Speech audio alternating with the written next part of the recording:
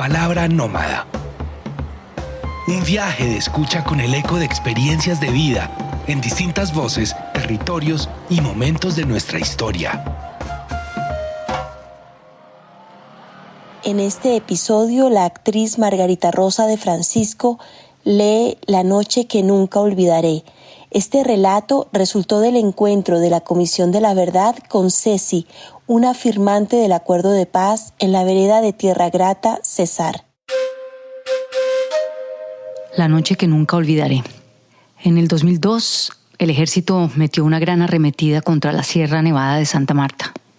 A mí me hirieron preciso cuando estaban entrando en esa alta montaña. ¿Qué va a dormir uno así, con esos dolores, con esas heridas? Me quedé en un lugar hasta que me dieron las fuerzas. Ahí pasé toda la noche. Al otro día me veo esa gusanera. Sentía que me picaba algo en la cabeza, como que algo me cayó en la cabeza. Pienso que el impacto de las granadas, la onda expansiva me hizo daño y vomité. Me unté mi cabello, me unté de sangre, no sé. Total que al otro día sentía una piquiña en la cabeza y me rascaba y me salían gusanos rojitos de la sangre. Los gusanos me estaban comiendo la cabeza. Me estaban despegando las orejas. A ellos como que les encantan los cartílagos. Como una sensación entre piquiña y dolor, una cosa así. Es increíble cómo se lo comen vivo a uno esos gusanos de un momento a otro. A veces se juzga y se deshumaniza a la gente que está en la guerra. Que somos monstruos. No es así. En el momento que me estaban comiendo los gusanos, me pregunté cuántos soldados o guerrilleros se habrían comido ya. Eso se me pasó por la mente. Lo que estoy viviendo ya lo vivieron muchos y no han tenido cómo contarlo porque se los comieron vivos. No murieron por las balas, sino por los gusanos. Eso debe ser terrible, lo digo con propiedad porque lo viví. Sentí lo que es estar lleno de gusanos, que te estén comiendo a pedazos. En ese momento pensé en lo terrible que es la guerra, en cuántos habrán muerto así en las montañas, en combate allá en selvas donde nadie los pudo auxiliar. Fueron muchos guerrilleros y soldados. Entonces al otro día me desesperé. Tenía que encontrar agua, estaba deshidratada. Perder sangre da muchísima sed, muchísima, y a uno lo desespera. Yo me conocía el terreno como la palma de la mano y sabía dónde había agua, pero estaba lejos y las fuerzas no me daban. Ya no daba ni siquiera para caminar en 4 patas de lo deshidratada que estaba, ya sin fuerza. Como pude, me volqué boca arriba. Las heridas eran casi en las nalgas, me iba arrastrando. La primera vez que intenté hacerle caí desmayada. Pero pues nosotros estábamos acostumbrados a dormir por ahí a la intemperie todo el tiempo. No me llegó ningún animal ni nada a pesar del olor a sangre. Al otro día me arrastré como pude. Como era un terreno faldoso, me empecé a rodar y solo me trancó un gran árbol que había. En ese momento quedé desmayada del dolor. Eran como las 4 o como las 3. Reaccioné y vi a un campesino al lado mío. Él estaba buscando guineos. Me encontró, se me quedó mirando. Corrió a ayudarme. ¿Cómo te llamas? ¿Qué fue lo que te pasó? Sentí miedo porque no lo conocía. Pensé en que me iba a entregar al ejército. ¿Que dónde había dejado mi fusil? ¿Para qué me estaba preguntando eso? Bueno, total, ¿qué dijo? Está bien, no te voy a entregar, te voy a ayudar, confía en mí. Él era hasta cristiano. Lo primero que hizo cuando me vio, vuelta a nada, fue orar por mí. Yo le dije, mira, lo único que necesito es que me lleves donde haya agua. Yo estaba agonizando. En la noche me quedaba así, como entre el dolor y el sueño. Empezaba a delirar y sentía que mis compañeros me daban agua. Yo sentía ese alivio, pero cuando reaccionaba me daba cuenta de que no había pasado eso. Como a las 2 de la mañana me cayó un aguacero. Sabía la hora porque tenía un reloj de esos que cada hora pitan. Pi, 1 hora más y al rato otra hora más. Horrible. Eso es frío en la Sierra Nevada de Santa Marta, en la parte alta. A las 2 de la mañana me cayó ese aguacero y eso era peor. Cuando uno siente frío, las heridas duelen mucho más. Las heridas deben estar bien tapadas con un clima calientico, pero no. Todo ese aguacero me cayó encima. A veces sentía que mis compañeros me traían plástico, que me tapaban y me abrigaban. Total que el campesino me llevó al cañito. Así como él pudo, con unas hojitas, me dio agua. Con esa agua sentí que volví a vivir. Él me vio la cabeza, esos gusanos. El pie, obvio, se me hinchó demasiado y por el apretón de la bota me dolía mucho más. Él me rajó la bota. Tenía un machete. Sentí un descanso, un alivio. Me sentía tranquila. Luego el campesino buscó otro compañero para que me ayudara. En esos días ya había empezado esa confrontación tan tremenda y la gente se estaba yendo. Mientras nosotros estábamos por ahí, todo el mundo estaba tranquilo en las fincas trabajando. Pero cuando empezaron las arremetidas del ejército, de los de alta montaña, entonces los campesinos empezaron a desplazarse por el tema de los combates y el paramilitarismo. Había una finca cerquita. El señor dijo: bueno, Ceci, vamos a llevarte. Me dijo así porque yo no le decía a nadie mi nombre propio, sino mi nombre de guerra. Vamos a llevarte para esa casa para bañarte. Allá hay ropa, te cambiamos y eso. Total que me llevaron para allá. Estaba entre claro y oscuro. Pero antes de eso el campesino tuvo que ir a su casa por un hermano para que le ayudara. Él no podía solo. Le daba mucho miedo además. Entonces se fue, demoró un tiempo. Resulta que este campesino me trajo comida, medicamentos para el dolor y para la infección. Yo me tomé eso y me sentía muchísimo mejor. Me llevó para esa casa. Allá empezó a bañarme, a quitarme los gusanos. Me metió en un cuartico y me colocó la ropa de esos campesinos que se habían desplazado. Habían dejado todo ahí. Ceci es una mujer que en estos momentos se encuentra en proceso de reincorporación. Estuve en las filas durante 18 años. Pues en esos 18 años es mucha la historia, la que uno tiene por contar. No solo pues momentos de la guerra, sino también muchos momentos bonitos, momentos de compartir con los compañeros, pues que todos los compañeros, más que compañeros de lucha, se convierten como entran a ser parte de una familia. La organización para uno también fue un tema de formación como mujer, como persona, porque como les digo, pues no todo era guerra. También había ese momento en que uno podía prepararse en cualquiera de los campos, como por ejemplo en la formación política, en el tema por lo menos de enfermería, de comunicaciones. Bueno, también en muchos temas que uno tenía la oportunidad de prepararse. Algo que aprendí en las FARC, algo que en mi casa no tuve la oportunidad de pronto de verlo de esa manera, porque pues me crié en un hogar machista, donde lo primero pues es lo que decía el hombre, donde las mujeres no tenían derecho a vender una fruta o un huevo, mejor dicho, no.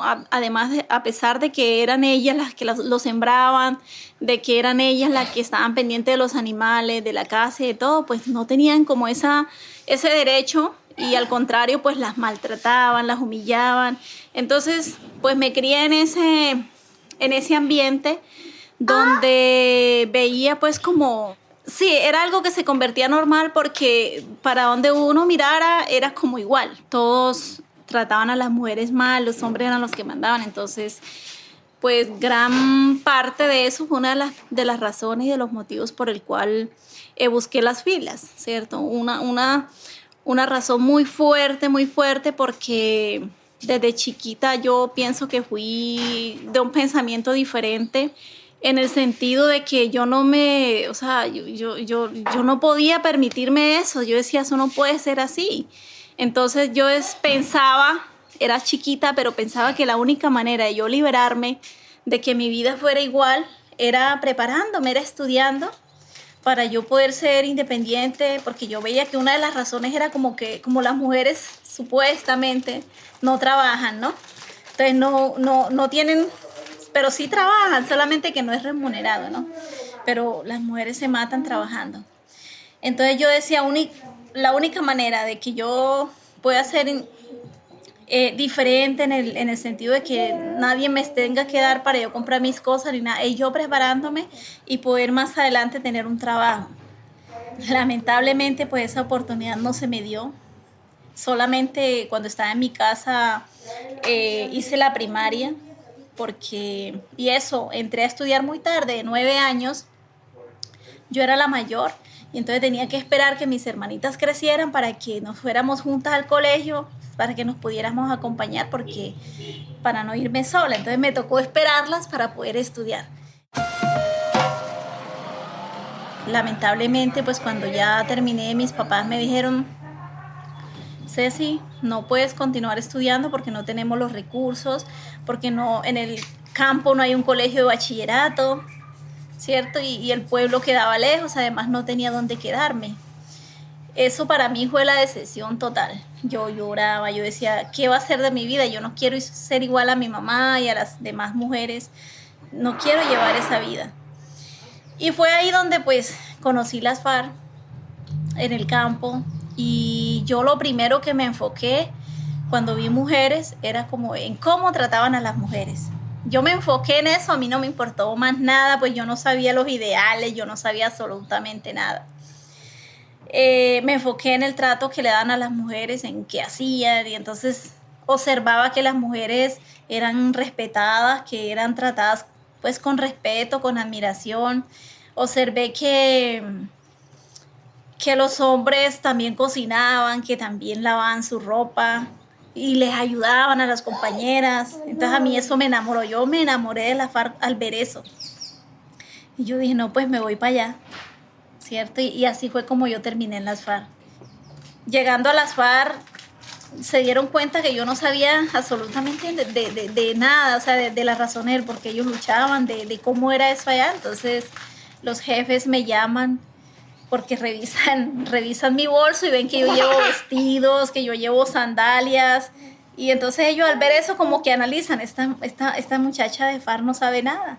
Entonces me llaman y me explican como, bueno, las FARC es así, aquí toca cumplir con unas tareas, toca pagar guardia, toca ir al combate, toca hacer reentrenamientos, bueno, me comentaron cómo era todo, toca cumplir con unas normas, usted tiene unos deberes, pero tiene unos derechos, pero también tiene unos deberes. Bueno, me explicaron absolutamente todo. Y después de que me explicaron, entonces me preguntaron, ¿quieres seguir con nosotros? Porque si no, te damos los pasajes o es más, te llevamos a tu casa. Yo dije, no, yo me quedo aquí, yo no me voy. Y definitivamente me quedé. Todos esos 18 años, pues, muchas historias, como le digo, historias buenas, historias como pues las que ya van a encontrar en el escrito, ¿sí? Que es una historia, por así decirlo, dura, pero al mismo tiempo pues es maravillosa porque es un milagro de que yo hoy esté contando esto. Esa conversación fue un poco como para que ustedes conozcan nuestra vida, nuestra vivencia, como una antes, una ahora, pero bueno, un antes y un después, por así decirlo, ¿cierto? Porque es interesante conocer desde las propias voces. Entonces no hay nada más como humano también, por así decirlo, que uno acercarse con ese contacto directo, ese contacto físico, pero además más de físico como emocional, porque cuando ya uno se empieza a contar pues como estas historias y a contar su vida, uno pues como que desnuda un poco esos sentimientos, todo eso que uno ha vivido, que uno le tocó vivir, y es algo muy, muy bonito como para encontrarse con la verdad también, ¿sí? De dibujar un poco pues todo eso que se dice, todos esos comentarios. Entonces creo que el contacto físico y emocional es muy interesante para poder tener argumentos y poder entender mejor el conflicto, mejor todo esto, porque a veces se dice los guerrilleros fueron no sé qué, pero pues no se conoce también esas cosas bonitas que pasaban por ejemplo en la lucha, ¿verdad? Esas historias que nos tocó pasar que a muchos no les interesaba, Muchos decían que se maten allá y como si uno fuera un animal, como si uno no tuviera sentimiento, como si no fuéramos personas. Entonces, esos encuentros hacen que como se encuentra como ese lado humanitario también, ¿no? De que somos humanos, tenemos sentimientos, que de pronto tomamos distintos caminos, pero que no lo tomamos porque quisimos, sino porque hubieron además unas razones por las que tomamos esos caminos, ¿cierto? Entonces creo que esa parte fue muy interesante para además entrar en confianza, ¿sí? Porque pues ustedes como Comisión de la Verdad necesitaban pues escuchar estas historias de las diferentes, no digamos bandos, porque yo nunca he estado de acuerdo como esa palabra de bando, digamos como de las distintas organizaciones, por así decirlo, que habían, ¿no? O que hay todavía, pero que bueno, que hoy en día decidimos un proceso de paz, o bueno, estamos ahora en estos procesos diferentes y decidimos dejar las armas. Entonces, no nada, creo que es un paso muy importante para que ustedes pues puedan tener los argumentos suficientes y poder escribir, poder contar, pero además poder dejar eso en la memoria, porque no es solo escribir, no es solo escuchar, sino que eso quede en la memoria. No, escuchar esa historia es como recordar así como está escrito, pues como recordar cada suceso de cómo fue eso, ¿no? A ver, no, pues quisiera sí que esa historia quedara, como decía ahorita, en la memoria, que quedara plasmada en un libro, pero que ese libro además pueda estar en las bibliotecas, ¿cierto? Que pueda, en cualquier biblioteca haya un espacio para, como que se llame, no sé, la memoria, no sé, la memoria de la guerra o algo así, por así decirlo, donde esas historias pues queden para siempre, por así decirlo. Que además en los colegios pues como que se implemente el tema, no digamos de la guerra, sino que se tome, no sé, que se busque la manera de cómo estas historias puedan ser leídas también en los colegios, por así decirlo, ¿cierto? Claro, con mucha precaución, ¿sí? Sin de pronto ir pues a cruzarlo con otros temas que en vez de ayudar váyanse a causar daño, ¿cierto? Pero sí muy chévere que esto no se quede ahí, que esto no muera ahí, sino que esas historias queden para siempre. ¿Por qué no de pronto hacer obras de teatro? Pues lastimosamente el proceso de reincorporación nos tiene muy ocupados porque tenemos que solucionar nuestra vida, ¿cierto? Llegamos aquí solo con un morral, un fusil, eso quedó atrás y llegamos pues como con las manos cruzadas y tenemos que solucionar nuestra vida, nuestra vivienda, sí, tenemos que y estamos ocupados en eso. Estamos ocupados en eso. Pero qué chévere que las personas que tengan el tiempo, que trabajen en esto, ¿cierto? Que sean, sí, que trabajen en esto, que tengan el tiempo para las obras de teatro. Qué chévere que cada historia de esas que está plasmada en ese libro lo pudieran hacer, contar en sus obras de teatro. Me encantaría. Sueño con de pronto llegar a viejita y así sea cuando esté viejita, pero ver esa obra de teatro donde estén contando esa historia. Yo diría que esto ayuda mucho en el tema de la reconciliación, el perdón, la no estigmatización, porque como le decía ahorita, aunque teníamos caminos diferentes, pero hay cosas que donde nos encontramos, hay un punto donde nos encontramos y es el punto humanitario, diría yo, de que por muy cruel que una persona sea, tiene su lado débil, o no digamos su lado débil, sino su lado sensible, su lado de donde están las emociones, los sentimientos. Entonces yo creo que por esa parte de sentir uno, de escuchar la historia del otro, que incluso que nosotros mismos escuchemos la historia por lo menos de las AUC, no sé, por así decirlo, o de las víctimas, Yo creo que eso hace que esos sentimientos se choquen y al pasar eso, pues uno como que dice, caramba, pero es que esta persona también es humana, también es esto, ¿por qué no vamos a perdonarnos? ¿Por qué no nos vamos a reconciliar? Y o sea, es un tema muy clave de reflexión, porque al ver todo esto uno dice, esto no puede seguir pasando. Y si nosotros seguimos con odios, con rencores, pues obviamente esto va a seguir pasando. ¿Qué es lo que uno piensa que es el sentimiento o el impacto que eso va a causar a los jóvenes y a las mujeres? Bueno, a todo el que lea estas historias. O sea, yo quiero como dar ese mensaje de que cuando ellos lean estas historias sientan de que esto no puede seguir pasando, de que estas cosas, historia contada de un lado, historia del otro, que son crueles, que son tremendas, pero que no podemos permitir que esto siga pasando. Y que una de las cosas para que esto no siga pasando es precisamente perdonarnos, ¿sí? Llegar al tema de la reconciliación y la no estigmatización, porque bien sabemos que la estigmatización es algo muy peligroso, muy, muy peligroso. O sea, a veces yo hablo, pero no sé lo que pueda causar con mis palabras. Vamos a ver que esas palabras pueden ir mucho más allá de las palabras y se pueden convertir en violencia, que eso lo estamos viendo, por ejemplo, lo que está pasando con los excombatientes. Son 300 y algo de excombatientes asesinados en el transcurso del proceso de paz, desde que se dejaron las armas.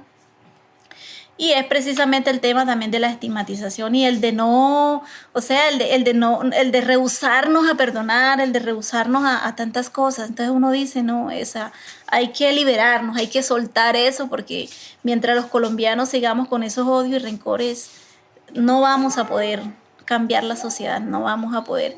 Por ejemplo, mire, yo les cuento mi historia.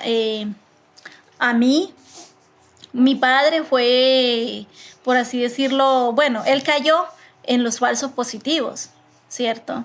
Y yo, o sea, a él lo forman un combate, simularon un combate, lo matan, le pusieron botas, uniforme y lo hicieron pasar por guerrillero por los medios y por todo. Y fíjate que yo no siento rencor, yo no siento odio, yo entiendo que fue una guerra cruel que nos tocó, ¿cierto? Y que estas cosas pasaron, pero si yo sigo con ese odio, dime, yo no hubiera dado este paso a dejar mi arma, sino por el contrario, hubiera seguido con esa arma porque me quería desquitar, porque quería vengarme. Pero no, o sea, esa no es la solución. O sea, no podemos permitir que nuestros odios nos lleven al fracaso y a la guerra, porque es que no solamente somos nosotros. Es nuestros hijos, o sea, nosotros tenemos que hacer este esfuerzo de perdonar y de reconciliarnos, no por nosotros, ya nosotros estamos viejos, pero los niños, y yo creo que todo el mundo tenemos un niño, un hijo, un sobrino o un nietecito, entonces tenemos que reflexionar en ese lado, o sea, queremos que nuestros hijos, que nuestros nietos, que esa generación que viene viva lo mismo, o sea, no puede ser, nosotros los colombianos no podemos permitir eso. Entonces es eso, que esas historias transmitan reconciliación, no estigmatización, que transmitan esperanza y que transmitan que todos digamos, bueno, no, esto no puede seguir pasando y vamos a luchar, vamos a poner un granito de arena por construir un nuevo país, por construir algo mejor para las nuevas generaciones. Esta y otras historias están disponibles en el volumen testimonial del informe final Hay futuro si hay verdad. Encuéntralas en comisiondelaverdad.co.